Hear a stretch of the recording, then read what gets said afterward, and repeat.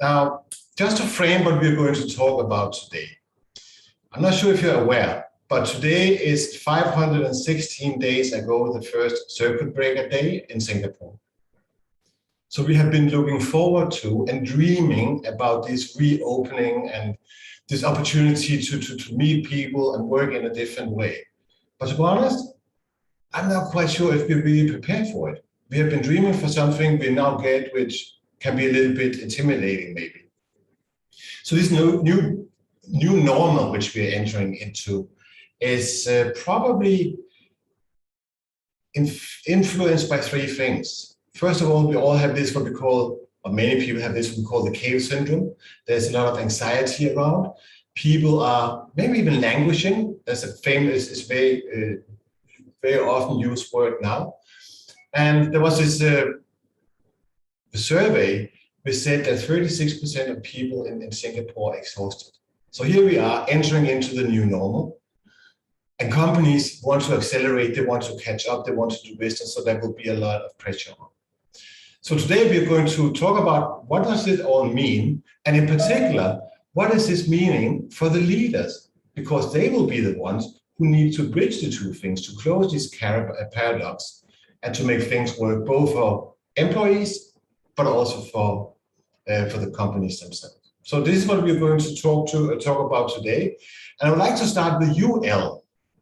What is your take on this whole new normal and what's going on right now? Good morning, Henrik, and good morning, everyone. Thank you so much for having me with you all. That is really a very interesting question because I think, especially for SME, even in some regional office within a multinational corporation, we are all on a cash flow marathon. And because obviously we all know that we initially assumed that 2021 is going to be a better year, but obviously within the first quarter, we know that it is not as good as what it could be. And so people are having to look at results and having to make decisions from a month-to-month basis and to quickly adapt to what they need to do. So I think the pressure is really on leaders because obviously there is an expectations for leaders to show vulnerability, to panther, to make sure that they take care of their teams, but yet they are expected to deliver on results, especially if they have shareholders in mind, because nobody wants to invest in a company that's not making anything, especially in this kind of current arena. And the fact that it's a little bit of a crystal ball game. So before COVID, obviously we can sort of like forecast, but right now forecasting is such a bit of a dirty word for many organizations. It becomes a bit of a phobia as they are drawing to certain things like that. So we do see sort of two camps of people who are really itchy feet. They are ready to just embrace, whatever COVID is, whatever situation that we are in. We just have to make plans and make it malleable so that our relationships are not disrupted. Of course, there will be more conservative group of people who are really wanting to wait and see, and to see what it will bring in terms of expectations when international borders reopen. Great points, Elle. And I just made a note of the marathon, the cash flow marathon, which probably needs to be run at a sprint pace, and the itchy feet. So we will come back to that a little bit later. Deepali, can I maybe invite you to bring a new views, because you have had the opportunity to work with so many different organizations and help them in managing the last 516 days, but also to move into the next phase. What's your view? Thanks, Henrik, and lovely to be here, and definitely would love to hear your views as well as we go through the session today. I think I would basically say there are three key trends that we've observed over the last, so many days and months, Henrik, as you've mentioned. The first one of being, the rise of health and wellness. I think that was somewhere, deeply buried, only looked at from a, insurance, medical, all of that perspective.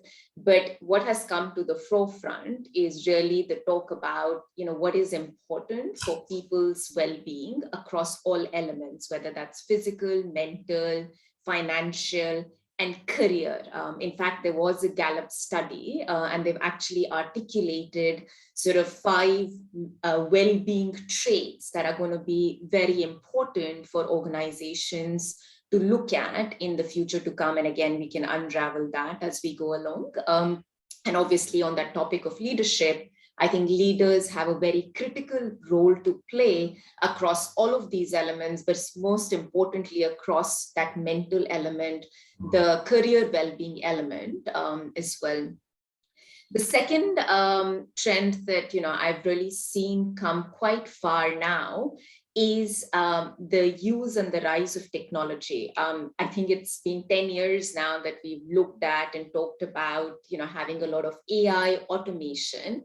But again, as we all know, I think there is a genuine acceleration exponentially of the need and the use of technology. And again, if I bring that specifically into the world of people and HR, the lines are blurring. What is needed by people is really something that organizations are now looking at different types of technology to provide. And again, we can talk a little bit more, but just a sense of that we're no longer in the age of ERP, HRIS systems. That's like a given. We're moving into what we look at talent marketplaces. This is to actually deal with the whole reskilling element. So you don't really have a hire fire culture. How can you make workforce more sustainable, as an example? And then lastly, I would say it's it's the era in some sense of work from anywhere. And again, that trend is no longer a trend. It's here to stay. But again, with it, it brings a lot of positives for people, yet a lot of challenges for both organizations and employees. And again, leadership and leaders have a very important and genuine role to play in terms of how they can actually take that as an opportunity to really bring the best of talent and make sure that that bottom line, top line, and the attraction, retention of people is managed at the same time. Great points, Deepai, but man, that's a lot for leaders to do, right? But what I really noticed what you said was this connection and maybe in responsibility of mental well-being on an organizational level, that now is being recognized as also being a part of the leader function and the leader responsibility. So we will come back to that a little bit later as well. Manojit, you work globally. How are we doing here in Singapore in comparison to some of the other countries and organizations you see within your company? Thanks, Hendrik, for having me, and a great pleasure to be on this conversation. And just listening for the first few minutes itself has been really a good learning. Clearly, I think what we see around the world is mirrored in Singapore as well. I think there are a few things that probably are even accentuated here because of, I think, the fast pace of life in Singapore. I was listening to Deepali's comments around both the acceleration of the use of technology and, more importantly, the acceleration in the health and wellness kind of challenges that organizations have. And I just wanted to share with the audience about a Gartner survey that was done early this year globally, and Singapore was included, and several HR leaders were interviewed. Some 75 HR leaders were interviewed. And the first thing that stood out in terms of what HR leaders were most concerned about was well-being. 97% of them had that as their top priority. 93% of them had burnout. And earlier, Hendrik, you referred to exhaustion in Singapore. I hear that all the time from colleagues in Singapore and globally. And guess what the third one is, which again scored 81% in terms of the concern: inclusion. No surprises there. If we are working in splendid isolation, as it were, and remotely, etc., that is a fallout. So very interesting in terms of just hearing the other panel members bringing to life some of these, the data that I have as well on this. And what it does, particularly if I take, let's say, the point around well-being and the point around exhaustion forward, what does it do to us? Protracted exhaustion is terrible, not just for your physical health, but certainly for mental health. And again, a number of surveys have said this, but the Gartner survey pointed out that in terms of people's intent to stay, more than half of the people were actually having itchy feet. I don't know if that's what L meant exactly, but itchy feet in terms of 54% of people saying they are on the lookout for jobs. And this is corroborated by yet another BCG survey, of which I'm just referring to now. Some 56% of people are looking for other positions within the next year, while 20% are all already actively looking. So that's just one facet. Inclusion is the other thing that takes a beating. 44% of employees interviewed felt that they didn't feel that they were sufficiently involved in decision making. We were talking about leadership, and this conversation is about leadership challenges. So we can imagine the kind of challenges you have when you don't have people, you're not able to see them in the face. And team collaboration. If we want to raise the game, how do you do it without having teams together? 38% of people in the Gartner survey basically said they feel that the team collaboration is suffering. So you talk about organization performance, and it's absolutely important that we begin to understand the dimension of the challenge. So I'll pause there and hand it back to you, Henrik, for now. Thanks a lot. That was a lot of good data. I couldn't make a note of all of it. But the topic which is coming through with all three of you is really around mental well-being and the responsibilities for leaders in that. So what I would like to do is, I'd like to use an analogy which Dipali developed, that a leader has a backpack full of something which they can utilize when they are working with their people. Let us stay with this analogy of a backpack. The leader has the backpack with them. Dipali, and we will go around and we can discuss this here and see what maybe comes up in the chat box as well. What does a leader need to have in that backpack? Thanks, Henrik. Yeah, it was just a piece of article that I'd written a couple of weeks ago on reflection of some of these topics that we're talking about. And I have a 2.5-year-old, so it came to life quite dearly and closely in some sense. The reality is, to just explain a little bit more, that all of us, through our lives are carrying sort of a backpack, and that backpack is made up of our skills, our experiences, our knowledge, our relationships, etc., etc.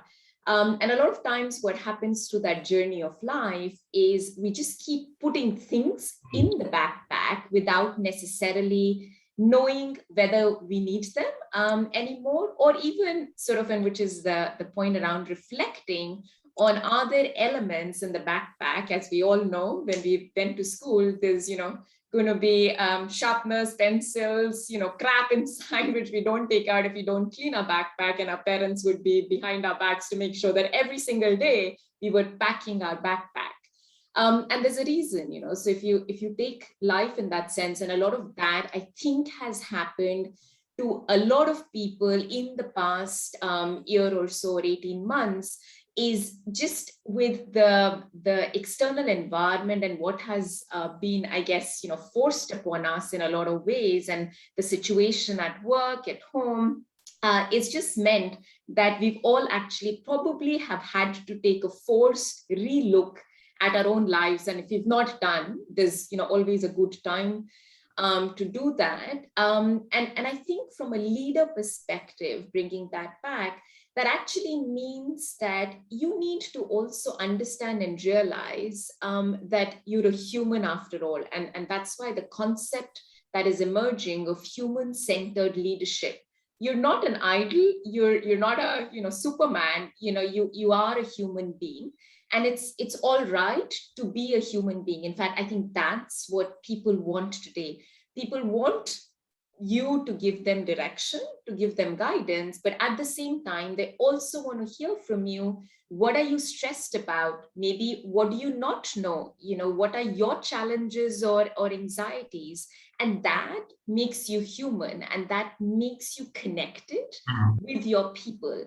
And I think, if I give the example of what we do in our organization, in a small way. But what we did try and start doing as part of the COVID impact was really having focus groups, with our top level leadership without necessarily any specific business agenda. The agenda was just general check-ins, where at the forefront, the leadership is actually supposed to share what's happening in their lives, what are the challenges they're dealing with, what's working but also not working. And that paves the way for people to feel more open and to start sharing with their leaders, their managers, and with each other. And I think that brings about that cohesiveness, that collaboration that we all need to come to it together, and to Elle's point, manage the cash flow, but also look after each other in some ways. So Dipali, I love your backpack analogy, and I can see in the chat box there's several people who is making suggestions what they're going to get in there. So we will stay with this for a while. Elle, what's your view on it? Maybe you want to talk a little bit what needs to get out of the backpack. I think it doesn't matter what backpacks we have, is to make sure that our backpacks are personalized and it's not for comparison. So I may be able to carry heavier than a counterpart and vice versa. But no matter what, like what Andy said in the chat box, communication skills are rooted in empathy. But I think clear communication is everything. Because let's say if I speak to Tara today and I say, well, actually, I'm not feeling that 100% today. If I were Tara, I wouldn't assume that it will be in that stage for the rest of the week or for the rest of the month. It could be that we have to complete that sentence by saying the next day, are you feeling okay, better now? Because more often than not, leadership is about understanding what human the bandwidth of your talent and your culture within the organization or within the department that you're running, is to make sure that you have the right resource to be able to finish certain tasks. So instead of assuming that one is down for a period of time, say that, hey, they could be down for 2 hours, 6 hours, and so forth. And it is also the responsibility of that person who's not feeling 100% to notify people that, hey, thank you for listening 6 hours ago. I feel a lot more better now. I'm back online. Let me know how I can continue with that flow. That way, I think the coping strategy as a organization will be continuous and not highly destructive in that sense. And to Manojit's point, when I talk about itchy feet, it's not just about people wanting to travel again. It is more about people wanting to be proactive. So typically in a corporate scenario, this is a tender season for business in 2022. So if the RFP, what we call requests for proposals, are not coming in, what are we doing proactively to create that opportunity, but using communication and content to inform our potential customers or our existing customers the kind of changes that we have implemented? Because believe you me, when the borders are open, the first thing people will ask is what has changed and how have you augmented, how have you leveraged digital to escalate your changes that you want to do? So I'm not going to let you off the hook.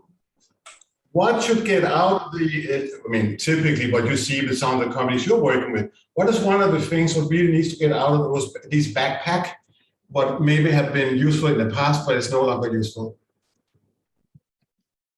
Sorry, is that directed at me again? Yes, for you, Elle. I'm not Yeah, I think we have a case study recently whereby typically in a corporation, we love doing quarterly results. Right? And that word has become so dirty. People are logging in, but without showing their video, because they will look a little bit like this, like, ooh. And it is really not helping people's mental capacity and mental fitness at all, no matter how strong or resilient you might be. So this particular leader noticed that trend, obviously working with her HR department, and they just literally for that particular occasion stop sharing results, because they know that it can be accessed in the intranet and people can find it because they know where it is. So what they've decided to do was to do a sharing, what we call ease the squeeze kind of session, where They just say, hey, what's happening today? Got a couple of external people to share some of the trials and tribulations that they pull through.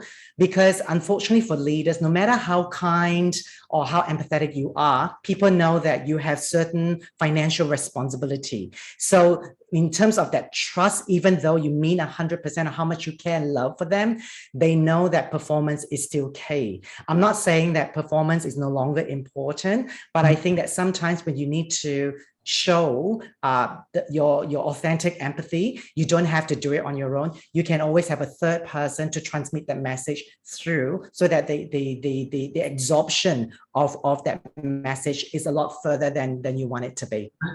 Great. So basically, it's about reducing anxiety, but of course not stopping the focus on results. Manojit, let's give you the opportunity to talk about this backpack. What should get in, what should get out?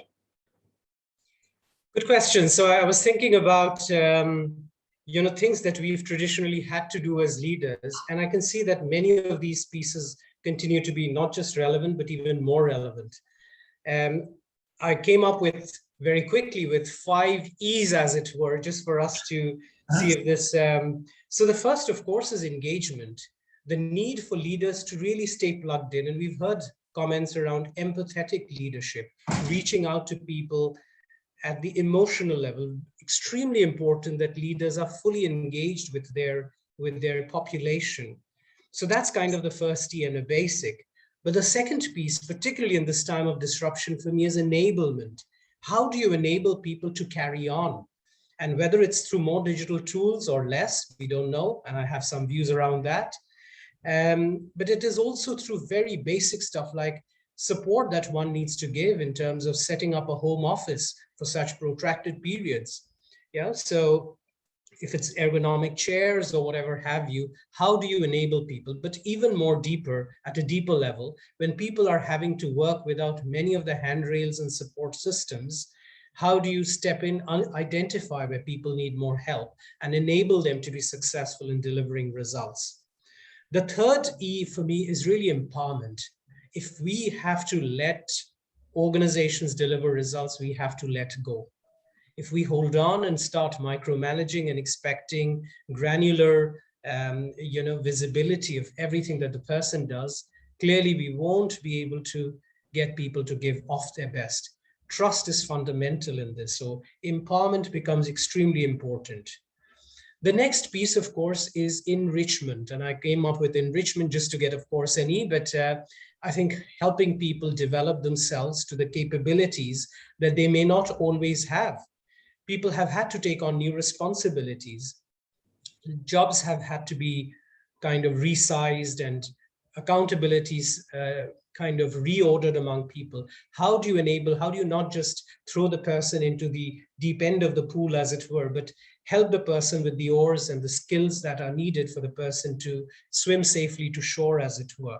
So enriching the individual through the experiences, not just by sending, of course, on links to more training programs and e-classes, but really helping the person. And that could be done in many ways. Peer coaching could be very effective, for example. And the last but not the least is how do you then develop the enterprise ownership? And by that, what I mean is really ownership for the results, but not just for my little part, but really with the view on the enterprise. Because it's kind of pointless from a perspective of collaboration in the organization. If I just hold on to my little bastion and think this is my silo and I'll protect it and defend it at the expense of the wider organization, I'm not sure the organization will deliver the results it needs to and the value to its customers and clients. So I think just to recap again, engagement, enablement, empowerment, enrichment, and enterprise ownership, I think are the 5 E's I would say we need to get out of our backpack. Any views, El and Dipali on that? I mean, I love when Manojit say about the empowerment piece, it really resonated with me, right? Because leaders, I think the leaders of tomorrow, the kind of leaders that one would expect is not one that carry everything on their shoulder on their own. That is very responsible and that is very amazing.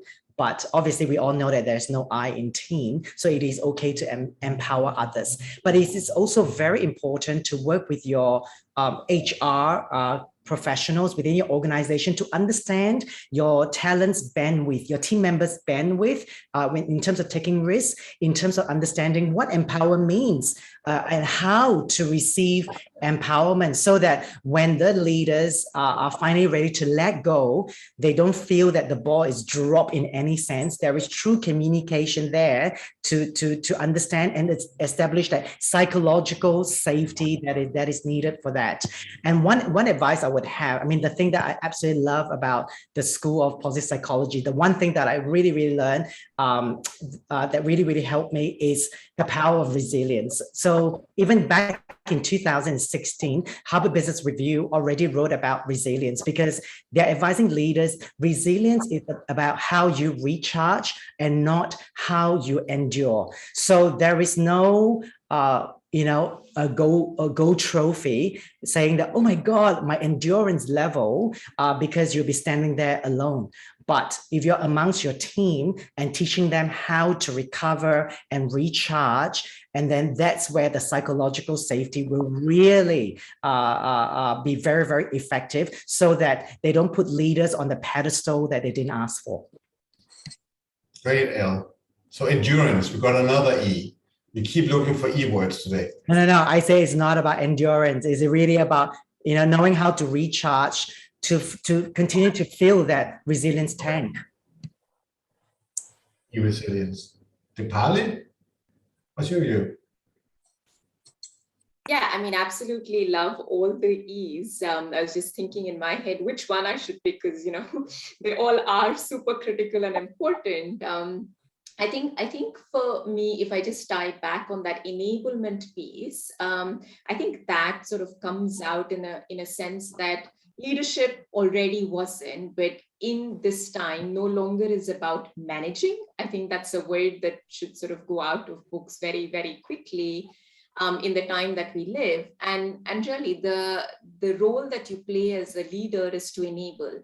Now the twist around that is the fact that there is a lot of diversity, which is great, but which you have in your workforce today, which you probably didn't have at any other point of time in history, perhaps. And what I'm talking about is, firstly, multi-generational workforce. You have 4 or 5 generations that are today in the workforce. And obviously, I mean, outside of even as a person, across those generations, their needs, their challenges are going to be very different. The other divide that is actually being talked about today already is about people that are going to be remote based, or people that are coming back to office, and where people are making those choices, or whether organizations are making those choices. That is also creating, again, for better or worse, a sense of divide in some sense, and a sense of what leaders need to do to, again, going back to the point of Manojit around inclusion, make sure that these diverse elements are actually taken into account to build an inclusive workforce, enable people to really bring their best, and actually not result in division, not result in further demarcation of, who's engaged, who's motivated, who's recognized, who's promoted, etc., etc. So I think that's again a very critical role, and I really think that that there isn't a playbook that has been created. It is a challenge that every leader today is going through by themselves. And again, even for leaders, that's the last piece. I think you've got to come together, whether with your people or with other leaders, externally, internally, to really share and shape what it might mean for your organization and for yourself, because you will not have all the answers. Yeah. I totally agree with Dipali. The one thing that I have to say is, we talk about the norm, the new norm, or whether the pre-COVID return. I would say that if anything returns from the pre-COVID days, we should really look at it as a plan B. And we should really look at it as a plan B, because leaders of tomorrow will be looking at a very different kind of plan A. One example will be anyone that is in business development, account management, P&L holders, or even sales transaction will be looking, the main concern at the moment is relationship. How do you stay connected with your customers or potential customers? How do you build that relationship if you can't see each other face to face as often because the cost of travel may escalate when the borders open, right? So instead of reflecting on how relationships were built in the past, we need to perhaps look at how can we create new forms of relationship that will be malleable according to the kind of restrictions that we have to go through, so that relationship doesn't really falter just in case one of us has to go into lockdown or anything like that. So the future shaping kinds of conversation, it is really the real impetus to the forces of change that is really needed. So I think for sustainable, not in terms of a green environment sustainability, but sustainable business practice is about, hey, if we know the machine is already sort of like going, what is the ambidexterity mindset that we need to have to explore the next frontier, the next kind of relationship, and the next kind of business relationship that we could build for the future? Could I just connect a few points here, because I would like us to get a little bit in the direction of this future shaping. So there were two words which has now come up in the last couple of minutes, which is also starting with E, energized. Thank you very much, Jana, in the chat box. And entrepreneurship, another E. So we keep finding these words. What I experience when I'm working with organizations right now, I'm putting it out here to you to see how you react to that. What I experience with many teams is that they have a super high level of psychological safety. They are, if you like, in the cozy club. Nobody's really pushing anyone because, oh, it's so difficult right now, so we better take care of each other. But nobody is really pushing the boundaries and shaping the future. So there's this element of support, but there also needs to be this challenge and moving ahead. What can we do about that? I think it's very important to understand, I think I mentioned this point earlier, to work with your talent and culture people to understand the risk appetite within your team members' skill set. And typically, of course, when it comes to entrepreneurial spirit, people think about, oh, me going off and open my little small company to do my own thing because I'm too good for corporate rules and regulations. It's not about that. And I think you can really turn that around into an entrepreneurial spirit, give certain definition that both parties agree in terms of the appetite for failure, the appetite for saying no, and so forth, and explore. And I think if organizations can do that, what they will find is the solutions is not solely sitting on the leadership, but the culture will be built from the ground when it comes to the entrepreneurial spirit of an organization. So explore is another E, but let's focus, let's push this a little bit further about how not to get stuck in the cozy club, but how we can concretely actually shape the future as well. Dipali, Manojit, please, what do you think about that?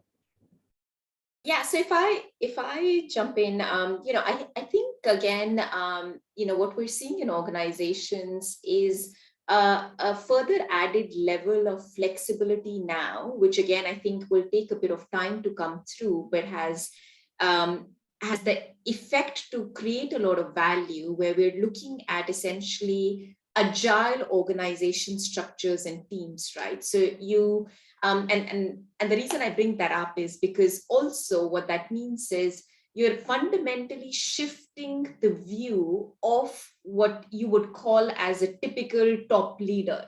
So yes, you do need certain places for people to be in which are in leadership roles, but I guess the point there is with the whole organization being looked at, and obviously there are I'm sure a lot of us know companies like Spotify or ABN AMRO banks of the world, etc., that are or ING, sorry, that have done this.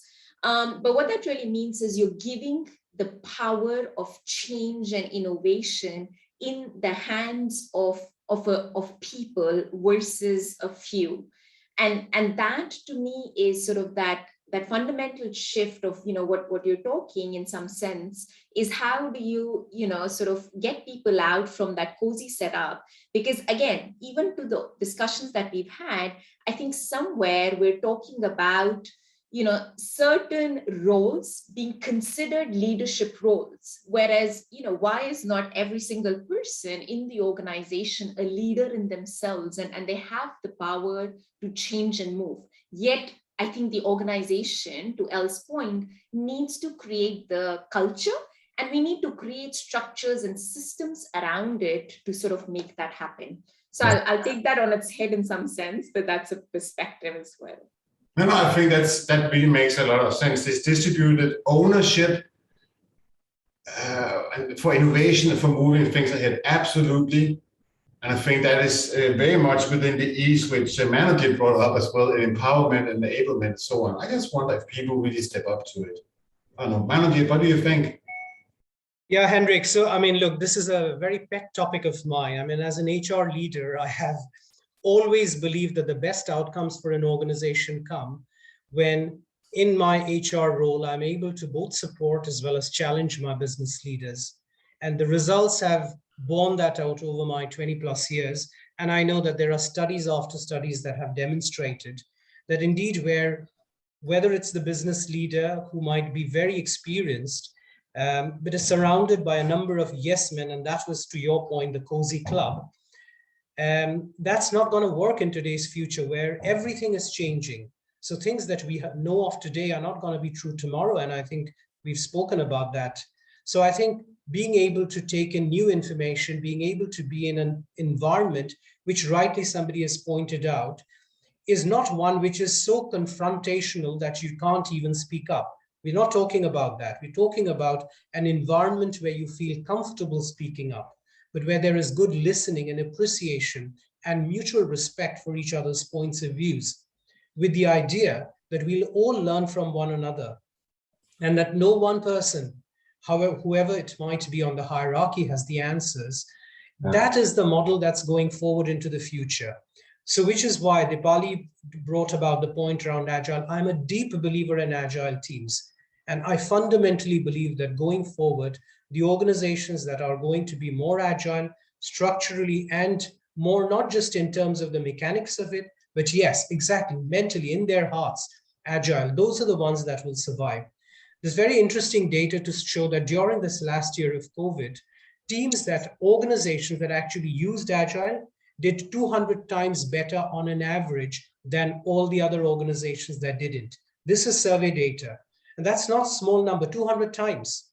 Yeah, so that's kind of staggering data, which basically tells us that agility is not just yet another way of doing things. It is the way in which things will have to be done, where distributed ownership, leadership is the norm. And that's what will create that opportunity for people to speak up, innovate, and make the changes that are needed and ensure that they're relevant for customers and clients.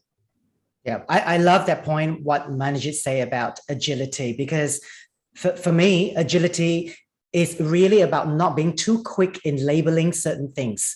Don't be so quick at jumping at judgment between the good and the bad. Straight away, leaders often would think that being comfy is a negative thing. It may not be so in certain scenarios.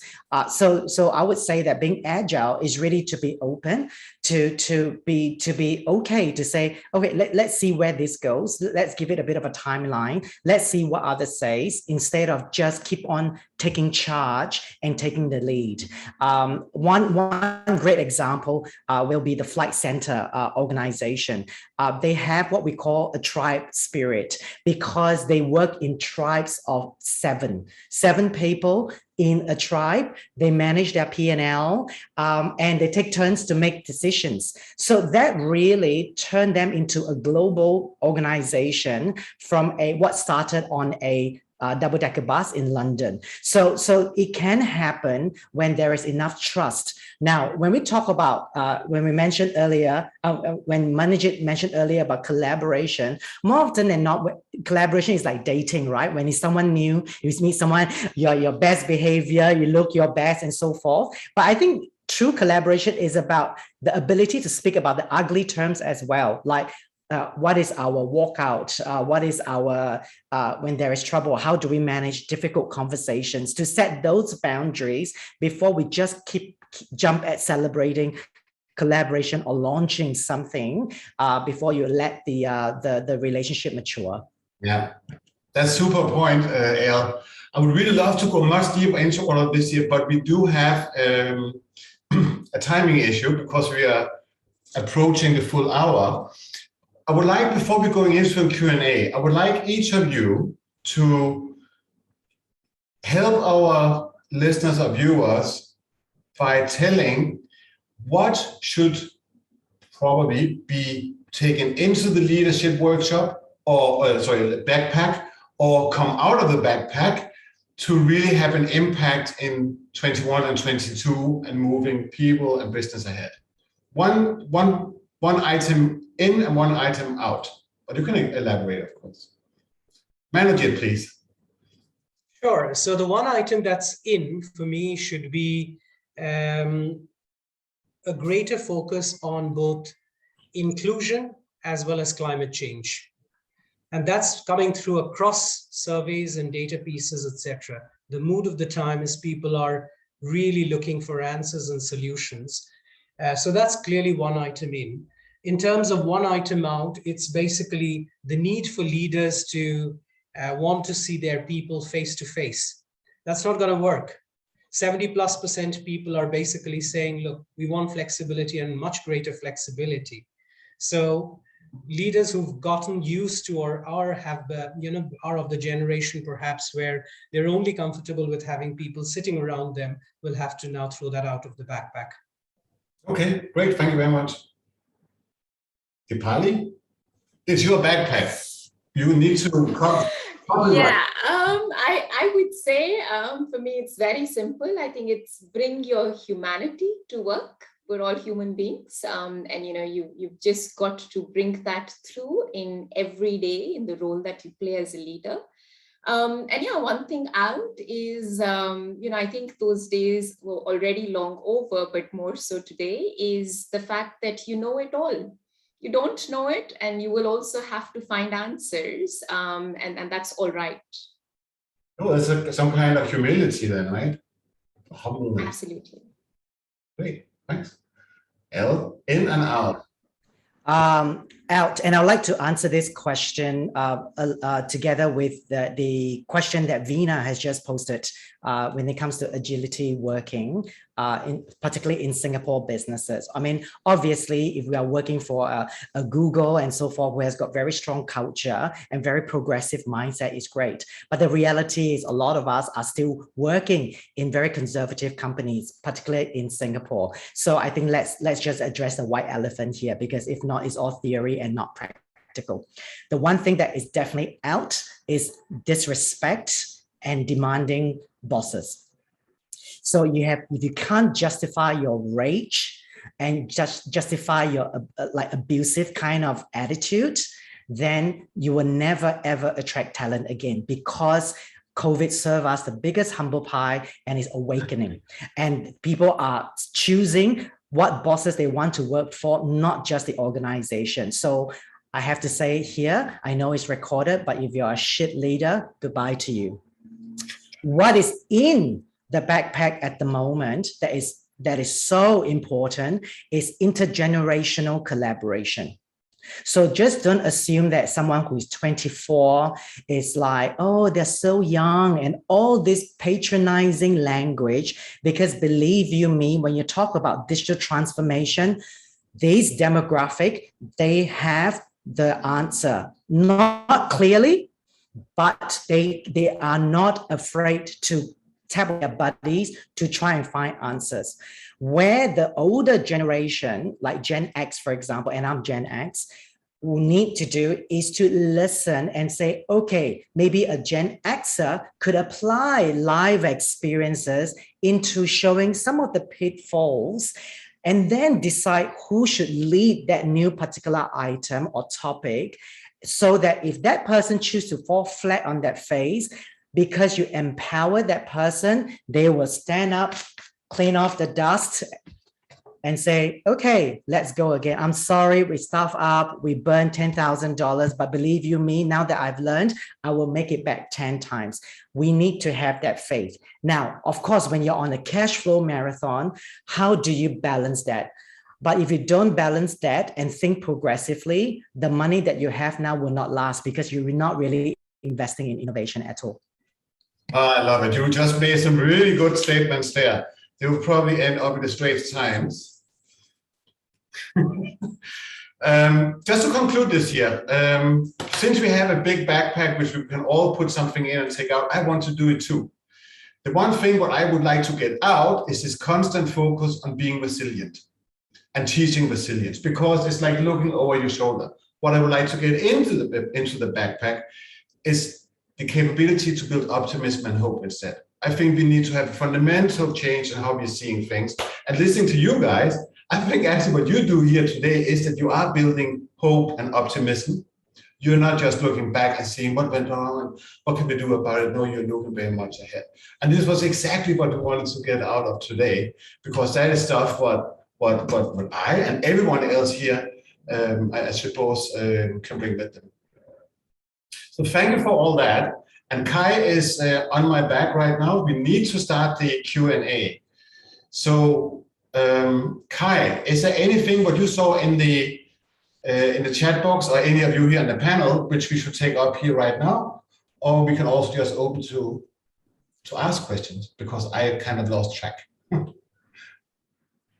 I think when we are waiting, can I just say something about your comment on resilience? I think we just need to be a little bit careful. I think those people who understand resilience, great. You know, we should start using it in that resilience mindset that you love, Henrik. But I think for those who don't understand resilience, one thing that I learned from Tara Schofield is the fact that when we learn resilience, it's not about building a cocoon around us that we become a monk meditating in the forest, you know, that never be touched by the city life.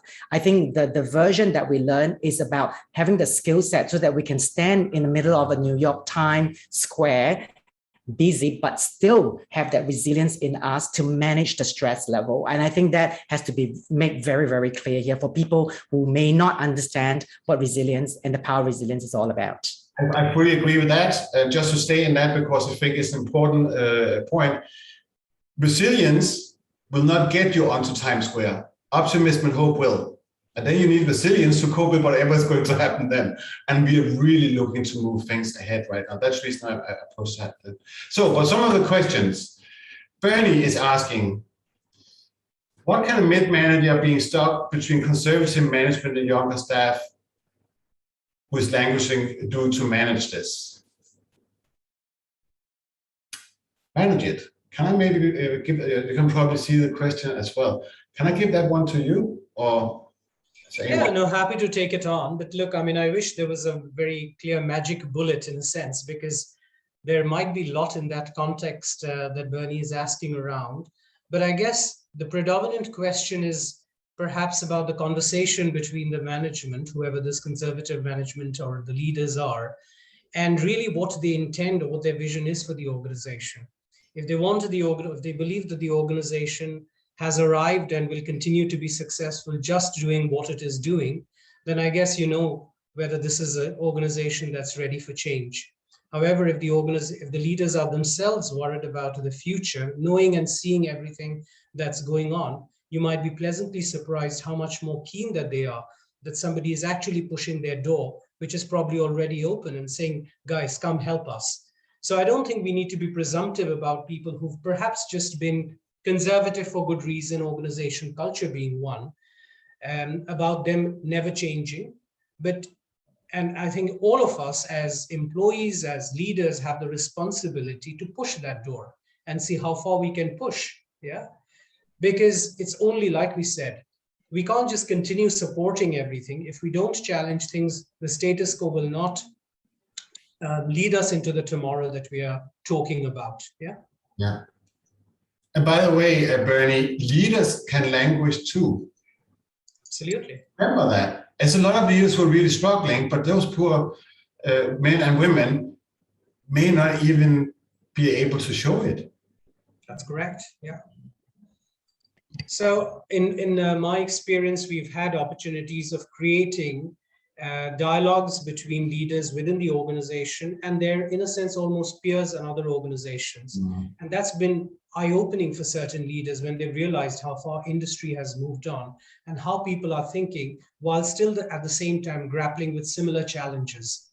But it's just, there is no competition there. It's not just another peer in my organization. So it's somebody else who's doing a similar role, and you get a fresh perspective on things. So that is one way. Coaching is an absolutely important way, but for the coaching to happen effectively, you need the coachee to be wanting that coaching. It's not a push-off coaching. Feedback is very important. So organizations that set up 360 feedback processes really find them beneficial, particularly if there is a follow-through. Yeah, it's not just finding out aha in that report, but saying, okay, what is the constructive conversation to be had after that when I find that my team members have given me so many reds, and what do I need to do about it, and the support that's then needed. So it's just some points out there. Great. Thank you very much, Manojit. And also thank you, Elle and Dipali. I think we are coming to an end right now, and I would like to thank you for bringing all your insights and good ideas, and for pumping up Singapore a little bit with some of the things you were saying. We appreciate you took the time to do this here today. I hope to do that again soon on some other topics. Kai, I will pass it on to you so that you can do your magic. Sure.